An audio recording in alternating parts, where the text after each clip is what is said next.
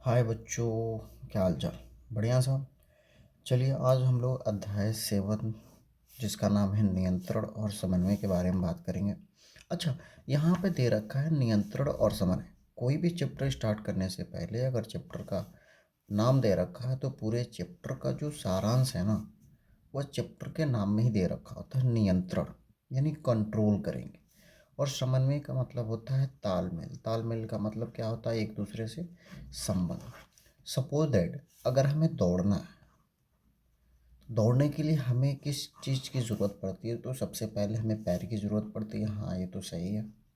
अच्छा, हमने बताया था कि हमें ऑक्सीजन की ज़रूरत है, और ऑक्सीजन कौन प्रोवाइड करता है? पेड़ पौधे प्रोवाइड करते हैं, जो कि हमने इससे पहले वाले चैप्टर में पढ़ लिया है कि ऑक्सीजन कैसे प्राप्त होता है, फोटोसिंथेसिस के माध्यम से। ठीक है। अगर हम दौड़ना चाहते हैं तो सबसे पहले हमें ऑक्सीजन की ज़रूरत पड़ेगी, वो भी ज़्यादा मात्रा में।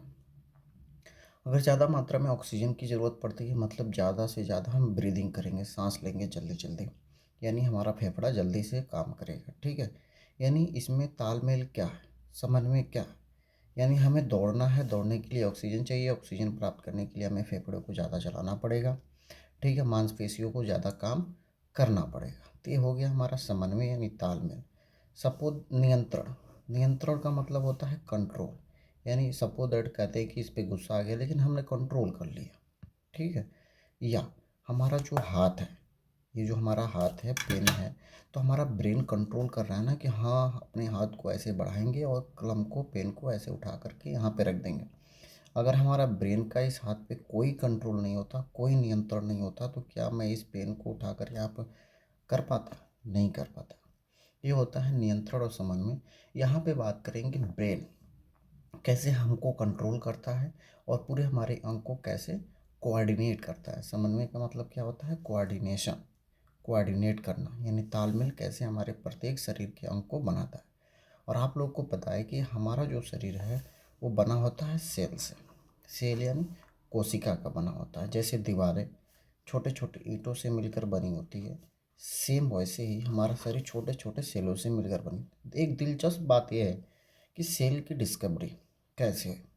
एक वैज्ञानिक थे रॉबर्ट हुक, उन्होंने अपना छोटा सा सूक्ष्मदर्शी बनाया। चूँकि इलेक्ट्रॉन सूक्ष्मदर्शी का आविष्कार 1930 के बाद हुआ था, और रॉबर्ट हुक ने सेल का डिस्कवरी 1665 में किया था। इन्होंने क्या किया था? अपना खुद का माइक्रोस्कोप बनाया, और उसने जैसे नीब का आप देखे होंगे ना, उसके बाहर जो छाल होती है उसे बोलते हैं कार्क। और वो जो कार्क होती है वो मृत कोशिका होती है। कैसे होती है? मृत कोशिका होती है, मृत सेल होती है। उन्होंने जब मृत कोशिका को देखा तो उसके अंदर ऐसे छोटे छोटे कमरे पाए गए, और उन्हीं कमरों को बोला गया सेल। क्या बोला गया? सेल। सेल का मतलब हुई होता है लिटिल रूम। लिटिल रूम, अबे लिटिल, लिटल, लोटल कुछ भी बोल सकते हो, डोंट वरी। छोटा कमरा बोल सकते हो। ठीक है।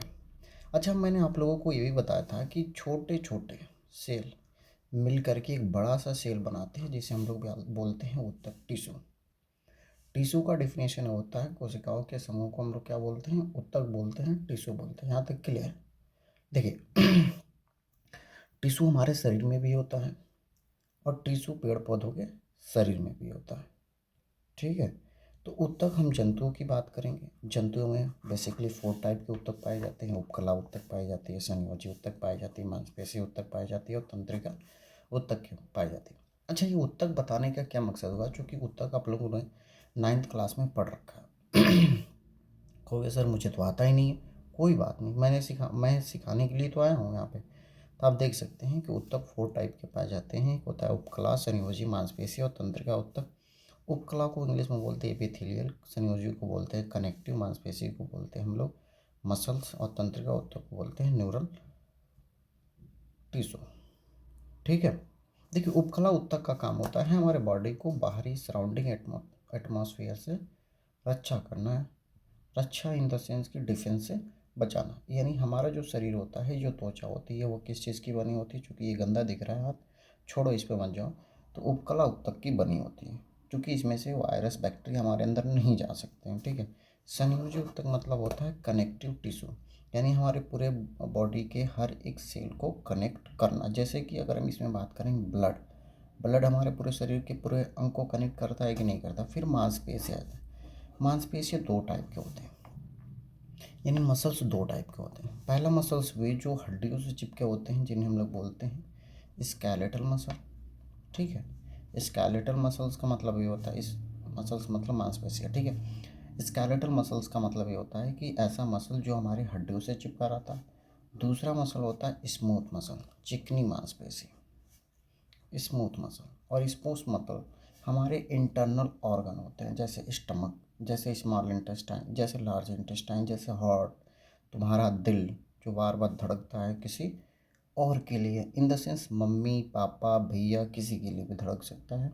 तो हो गया स्मूथ मसल। अच्छा बताइए, क्या स्मूथ मसल पे हमारी कंट्रोल होती है, हमारी ब्रेन की कंट्रोल होती है? नहीं। क्या तुम कहते हो कि भाई भोजन आप पचाना शुरू करो स्टमक को, तो क्या वो भोजन पचाना स्टार्ट कर देता है? नहीं, वो अपने हिसाब से पचाएगा, अपने हिसाब से कार्य करेगा। तो उसे बोलते हैं ऐच्छिक क्रिया, ऐच्छिक तंत्र या ऐच्छिक बोल सकते हैं। ठीक है, ऐच्छिक का मतलब होता है कि जिस पे ब्रेन का कंट्रोल नहीं होता है, जिस पे ब्रेन का कंट्रोल नहीं होता है वो कहलाता है ऐच्छिक मांसपेशियाँ। ठीक है, तो स्केलेटल मसल क्या होता है? हमारी हड्डियों से जुड़ा रहता है, हम चाहे हड्डी को जैसे मन करे हम घुमा सकते हैं, यानी इस पे हमारे ब्रेन का कंट्रोल है। इन द सेंस ये क्या कहलाएगा? Skeletal muscle. सर इसे बताने का फ़ायदा क्या? देखो, कोई भी चैप्टर स्टार्ट करने से पहले सबसे पहले उसका बेसिक जानना ज़रूरी होता है कि इस चैप्टर में क्या दे रखा है और हमें क्या पढ़ना है। यहाँ तक क्लियर है? देखिए, अब बात करेंगे तंत्रिका उत्तक। यही तंत्रिका उत्तक के बारे में हम पढ़ेंगे, जो कि हमारे बॉडी को, हमारे प्रत्येक शरीर को कंट्रोल करता है। यहाँ तक क्लियर है? ये तो क्लियर है ना? आगे बढ़ जाए, चलिए देखिए, तंत्रिका उत्तक। तंत्रिका तंत्र, तंत्र का मतलब होता है जिसमें दो या दो से अधिक भाग पार्टिसिपेट करें और केवल एक ही कार्य करें तो क्या कहलाता है? तंत्र कहलाता है।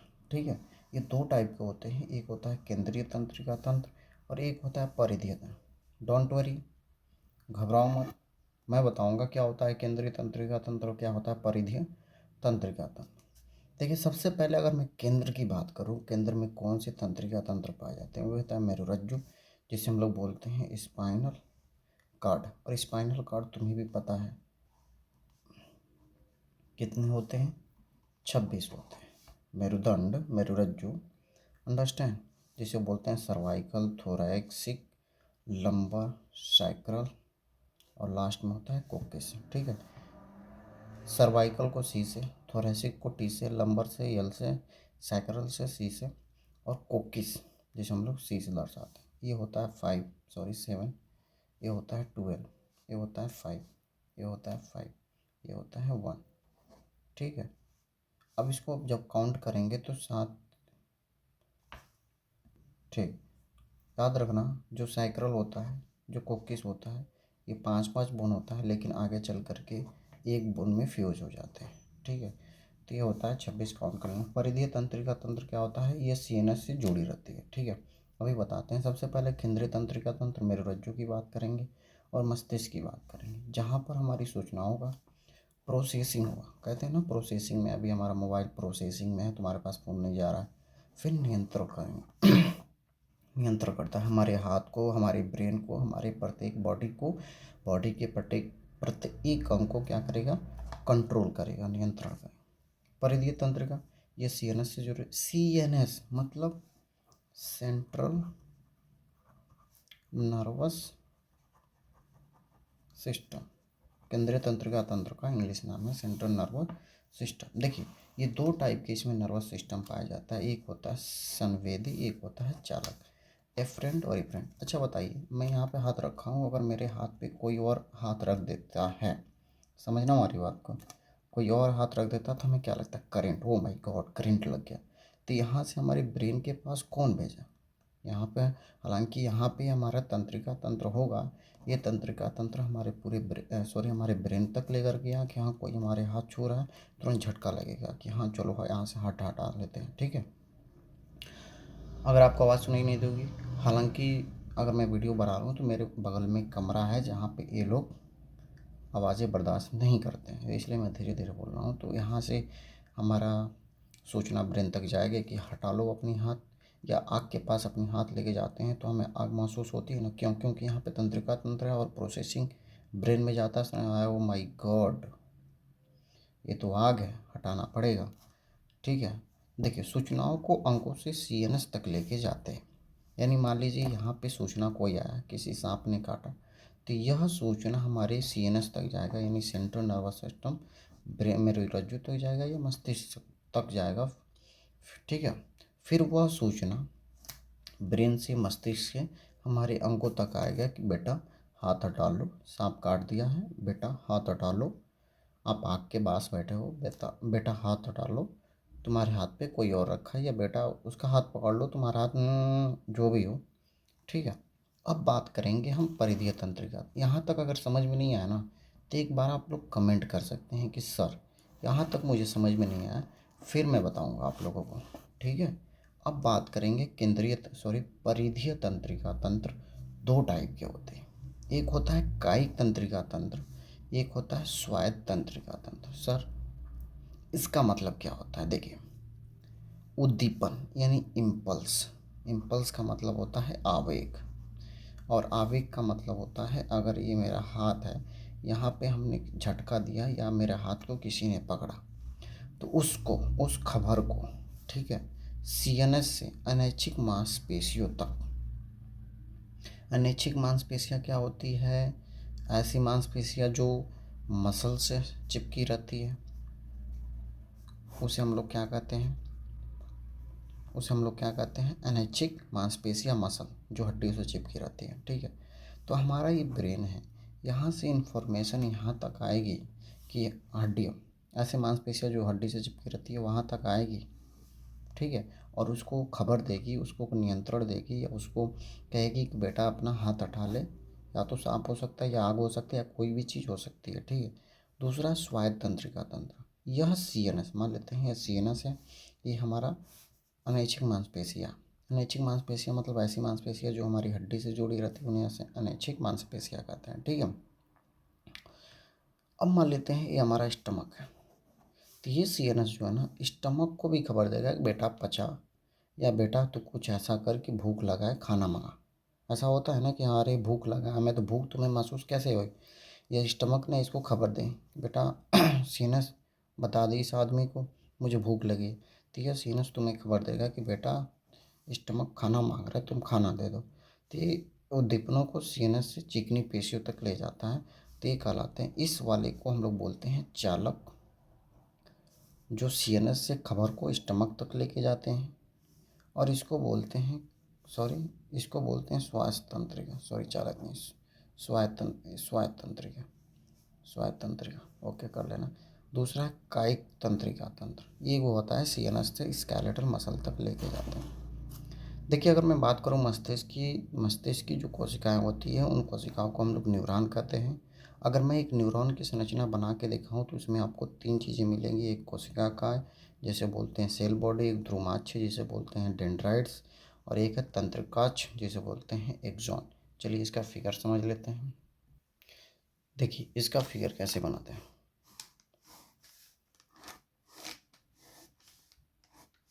देखिए, इस वाले पूरे पोर्शन को बोलते हैं सेल बॉडी। आप पीछे वाली बिट मतलब थोड़ा सा पीछे भगा कर देख सकते हैं। सेल बॉडी को हम लोग बोलते हैं कोशिका काय, इसको बोलते हैं डेंड्राइट्स, ध्रुमाक्ष। इस वाले पोर्शन को हम लोग बोलते हैं एक्सॉन। क्या बोलते हैं? एक्सॉन।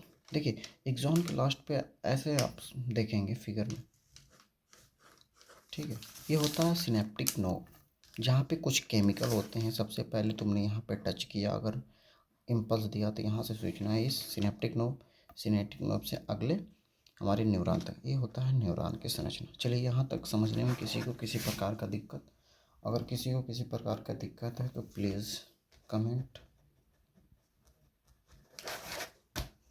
ओके, आज की बातें यहीं तक, बाकी बातें कल करते हैं। थैंक यू, धन्यवाद।